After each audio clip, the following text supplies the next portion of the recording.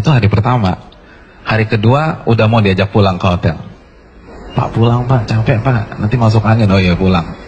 Hari ketiga, hari keempat itu mulai berimbang tuh antara hotel dan masjid.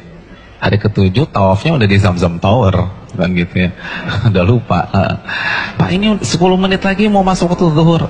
Tenang dulu, keponakan saya oleh-olehnya belum kebeli nih, kan begitu ya. Sibuk nyari sana, sibuk cari sini. Apa yang membedakan? Kenapa beda antara hari pertama dengan hari ketujuh? Sudah merasa biasa.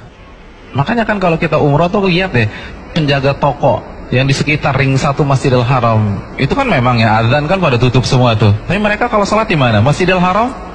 Enggak, mayoritas enggak, di depan tokonya dia sholat. Padahal Masjidil Haram tuh depan mata mereka. Kalau bahasa kita ngesot juga sampai.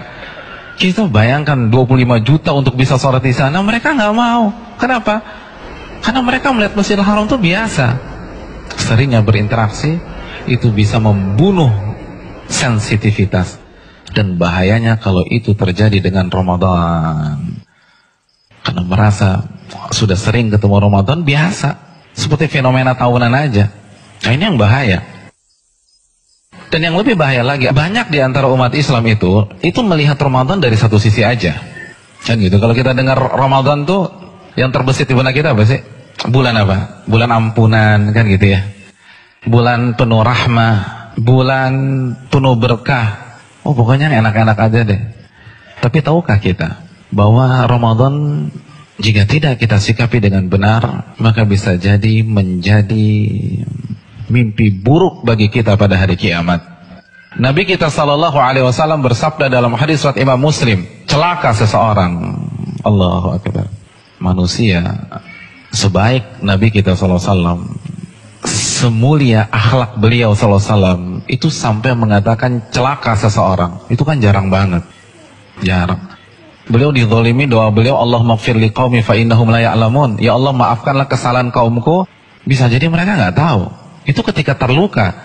Dan coba kita bandingkan dengan hadis ini. Celaka seseorang. Hal ini kan menimbulkan tanda tanya besar di benak kita. Ini orang salah apa sih? Kok bisa Nabi terpaksa memvonis dia? Mari kita simak kelanjutan hadis tersebut. Yaitu seseorang yang memasuki Ramadan, lalu ia jalani hari-harinya di bulan Ramadan sampai Ramadan berpisah dengannya, dan dosanya belum diampuni oleh Allah Subhanahu wa taala. Celaka dia, celaka dia, celaka dia, kata Nabi sallallahu alaihi wasallam. Allahu akbar. Udah kelewatan nih orang. Ramadan, bulan dimana kata Nabi kita SAW, pintu surga dibuka selebar-lebarnya sebagai simbol seluruh akses dan sarana beribadah dimudahkan oleh Allah Subhanahu wa taala. Lalu Anda nggak sholat, lalu Anda nggak puasa, lalu Anda nggak taraweh, lalu Anda nggak baca Quran, lalu Anda nggak tahajud, Anda nggak infak sedekah, kelewatan tuh orang. Ramadan, di mana pintu neraka ditutup rapat-rapat sebagaimana hadis yang sahih, dan gembung-gembung syaitan dibelenggu oleh Allah Subhanahu wa taala. Lalu Anda bermaksiat, lalu Anda masih clubbing, Anda hangout pulang jam 2 malam, itu kelewatan. Celaka dia kata Nabi sallallahu alaihi wasallam. Kita tidak manfaatkan tamu ini, habis kita pada hari kiamat. Tamu itu akan hadir. Tamu itu akan mengetuk setiap pintu kehidupan kita. Apa yang kita persiapkan?